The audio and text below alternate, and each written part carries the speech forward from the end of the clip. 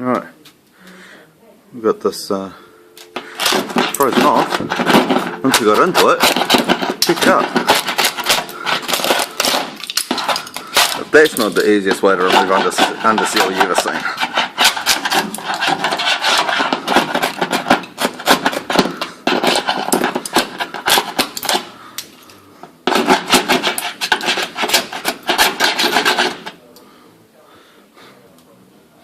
So just like that, and a nice patch of underseal off.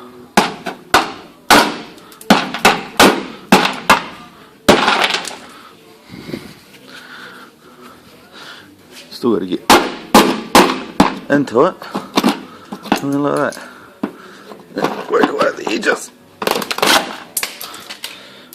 You can't fault there. Big sheets of underseal dropping off.